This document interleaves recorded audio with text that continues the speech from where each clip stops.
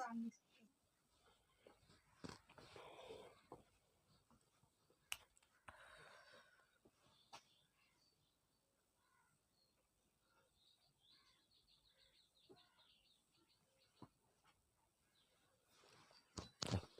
Everyone,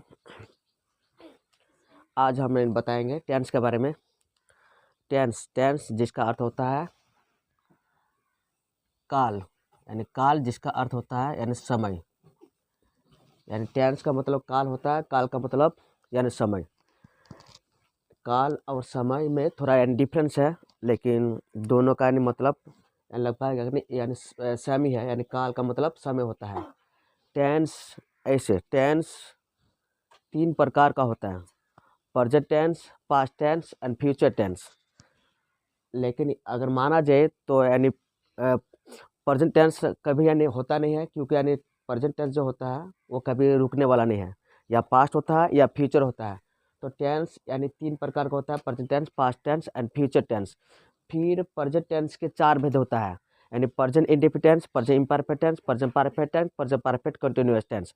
तो यानी पहले यानी टेंस का ये सब हम मैंने बता दिए थे। यानी प्रेजेंट टेंस का जो 4 भेद होता है, तो 4 भेद में से यानी पहला जो था यानी present indefinite tense, present indefinite tense. Present indefinite tense जिसका हिंदी होता है सामान्य वर्तमान काल। सामान्य वर्तमान काल। हाँ, कैसे यानी तुम लोग यानी ट्रांसलेशन करोगे, ट्रांसलेशन यानी हिंदी टू इंग्लिश, यानी हिंदी से इंग्लिश में ट्रांसलेट कैसे किया जा सकता है। यानी इसमें आसान भाषा में यानी समझा दिया जाएगा, थोड़ा समझने की कोशिश करोगे। यानी हिंदी जो ट्रांसलेट होता है उसे इंग्लिश में कैसे यानी अनुवाद करोगे। ट्रांसलेट का मतलब होता है अनुवाद। तो प्रेजेंट इंडेफिनिट का यानी पहचान बता दिए थे। यानी जिस सेंटेंस के अंत में ता है, ती है, ते है, तो हो, आदि लगा हो, तो उसे प्रेजेंट इंडेफिनिट की पहचान माना जाता है। हाँ, जैसे मैं भात खाता हूँ, वो स्कूल जाती है, वो यानी फुटबॉल खेलता है, हम लोग यानी पढ़ाई करते हैं, तो ये सब है प्रेजेंट इंडेफिनिट टेंस का पहचान। तो इसे हम लोग यानी हिंदी से अंग्रेजी में कैसे ट्रांसलेट करेंगे इसके बारे में जानेंगे। तो हिंदी टू इंग्लिश यानी जानने से पहले यानी उसका जो रूल होता है, नियम होता है, फॉर्मूला जो होता है, फॉर्मूला को जान लेते हैं। ये सब भी बताया है। इसका जो फॉर्मूला होता है, जैसे यानी हिंदी में होता है, हिंदी में ट्रांसलेट बनाने का जो सिस्टम होता है, हिंदी में 123 होता है, यानी 1 2 3 होता है हिंदी में। और इंग्लिश में अगर इसके ट्रांसलेट करेंगे तो हो जाता है 132, यानी इस तरह हो जाता है। हिंदी में 123 और अंग्रेजी में 132 हो जाता है। ये नियम है। हाँ, और फिर ये पहला यानी रूल हो गया। फिर दूसरा जो रूल होता है यानी प्रेजेंट इंडेफिनिट का यानी ट्रांसलेट बनाने का जो सिस्टम होता है, तो इसमें V1 और V5 का प्रयोग किया जाता है। V1 और V5 का प्रयोग किया जाता है। तो V1 से V5 किस तरह बनाया जाता है? V1 से V5 यानी V1 से V5 का बनाने का सिस्टम जो बता दिए थे। यानी V1 के साथ बस यस या ES जोड़कर उसे V5 बना दिया जाता है। यानी V1 के साथ यस या ES जोड़कर उसे V5 बना दिया जाता है। ये भी बताए थे, जानते हो? पीछे जाओ रे। हाँ, जैसे यानी फॉर एग्जाम्पल,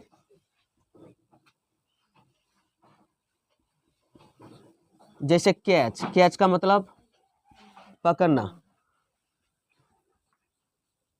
तो इसके साथ ES जोड़ दे, कैच, ये V5 हो गया। हाँ, जैसे गो का मतलब जाना, तो इसके साथ ES जोड़ दिए, गोज हो गया। जैसे ईट का मतलब खाना, तो इसके साथ यस जोड़ दिए, इट्स हो गया। ये सब क्या हो गया? ये सब V5 हो गया। तो V1 से V5 एंड इस तरह बनाया जाता है। हाँ, हिंदी में 123, अंग्रेजी में 132, और V1 से V5 किस तरह बनाया जाता है ये भी जान लिए। और फॉर्मूला जो होता है ट्रांसलेट बनाने का, यानी V1 किसके साथ लगता है और V5 किसके साथ लगता है। तो जैसे यानी इसका जो फॉर्मूला होता है, यानी सब्जेक्ट प्लस सब्जेक्ट यानी जो काम करने वाला होता है उसे सब्जेक्ट कहता है। तो सब्जेक्ट प्लस V1 या V5 प्लस ऑब्जेक्ट, यानी सब्जेक्ट प्लस V1 या V5 प्लस ऑब्जेक्ट, इसका जो फॉर्मूला जो होता है, इसका जो फॉर्मूला होता है सब्जेक्ट प्लस V1 या V5 प्लस ऑब्जेक्ट, ये फॉर्मूला होता है। लेकिन V1 किसके साथ लगता है और V5 किसके साथ लगता है, ये सब जानना जरूरी है। तो जैसे आई वी यू दे, इन सब के साथ आई वी यू दे, इन सब के साथ, और जो प्लुरल नंबर होगा, प्लुरल जो नंबर होगा, इन सब के साथ V1 का प्रयोग किया आता है और प्लस ऑब्जेक्ट होता है। And in I we you they और प्लुरल नंबर के साथ V1 का प्रयोग होता है, उसका प्लस ऑब्जेक्ट का प्रयोग किया जाता है इसमें। और दूसरा होता है यानी ही सी इट, और किसी आदमी का अगर नाम रहे जैसे राम, श्याम और ETC यानी इत्यादि, और सिंगुलर नंबर अगर होगा, प्लुरल नंबर अगर सिंगुलर नंबर होगा, तो इन सब के साथ यानी V5 का प्रयोग किया जाता है और प्लस ऑब्जेक्ट। यानी इस तरह का फॉर्मूला का यूज किया जाता है V1 V5, यानी आई वी यू दे के साथ यानी V1 का प्रयोग किया जाता है, और ही सी इट और किसी आदमी का नाम रहे और सिंगुलर अगर नंबर रहे इसमें, तो यानी V5 का प्रयोग किया जाता है। तो इतना सब मैंने बता दिए थे। अब यानी फिर ट्रांसलेशन के माध्यम से फिर समझोगे।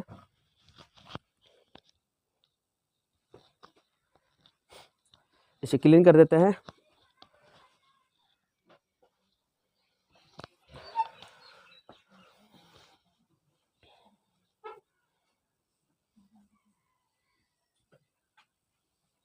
ट्रांसलेट इनटू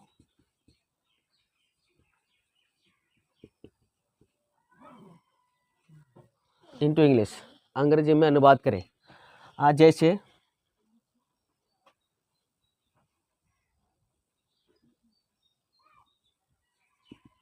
फॉर एग्जाम्पल के लिए,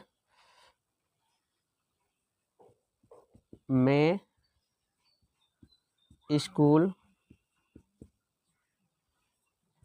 जाता हूँ, वह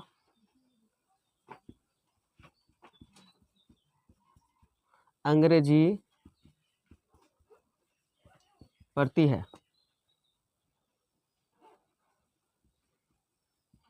तुम हिंदी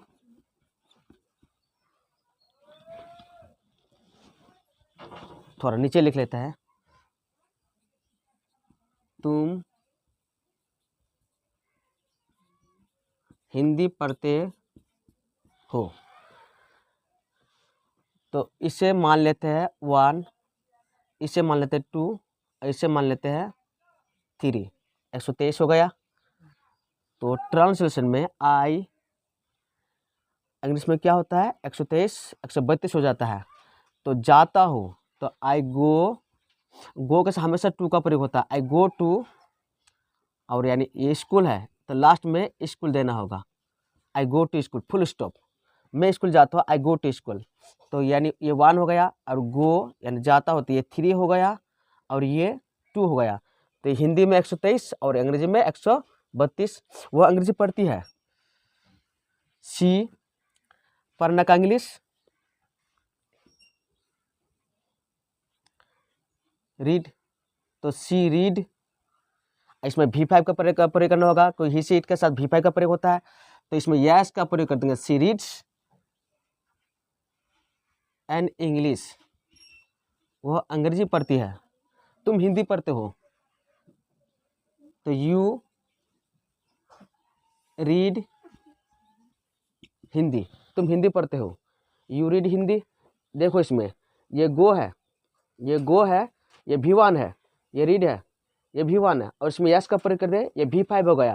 यानी ही सी इट के साथ V5 का प्रयोग होता है, और आई वी यू दे के साथ V1 का प्रयोग होता है। ये सब में ध्यान रखना है। इस तरह ट्रांसलेशन बनाया जाता है। और इसमें यानी बहुत सारा फॉर्मूला है। जैसे यानी अगर इंग्लिश बोलना चाहते हो तो इंग्लिश बोलने के लिए यानी इसका यानी बहुत सारा ट्रिक होता है, बहुत सारा फॉर्मूला होता है। तो इस चैनल के माध्यम से यानी समझ सकते हो, जान सकते हो। जैसे यानी ट्रांसलेशन होता है कि चापाघोर में यानी पानी ही पानी है। इस तरह अगर बोला जाए कि चापाघोर में पानी है, पानी ही पानी है, तो इसका फिर फॉर्मूला होता है। जैसे इसका अगर इंग्लिश ट्रांसलेशन होगा तो इस तरह होगा कि there is nothing but water at Chapaghor. जैसे चांदपारा में लड़की ही लड़की है, तो there is nothing but girls at Chandpara. इस तरह यानी इसका जो फॉर्मूला होता है, ट्रिक होता है, नियम होता है। जैसे मुझे तुम्हें मारने का मन कर रहा है, तो I am feeling to beat you. मुझे तुम्हें मारने का मन कर रहा है। सोचने की कोशिश करो, try to understand, try to think, समझने की कोशिश करो, ट्राई टू अंडरस्टैंड। एंड इस तरह का यानी फॉर्मूला होता है, नियम होता है।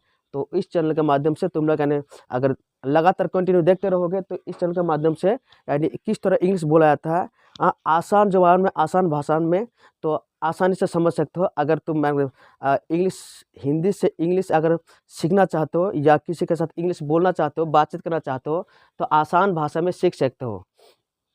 थोड़ा हल्का सा कोशिश करना होगा। यानी इंग्लिश बोलने के लिए उसका यानी जो स्ट्रॉन्ग चीज़ होता है, यानी वर्ड मीनिंग याद रखना जरूरी है। और प्रीपोजिशन यानी याद रखना जरूरी है। प्रीपोजिशन जो होता है यानी पार्ट्स ऑफ स्पीच का एक प्रीपोजिशन एक भाग है ना। जैसे यानी ऑफ का प्रयोग कहाँ होता है, इन का प्रयोग कहाँ होता है, वन का प्रयोग कहाँ होता है, ये सब के बारे में भी यानी आसान भाषा में यानी आसान तरीके से समझा जाएगा।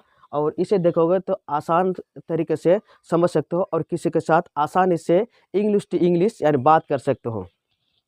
Thank you everyone.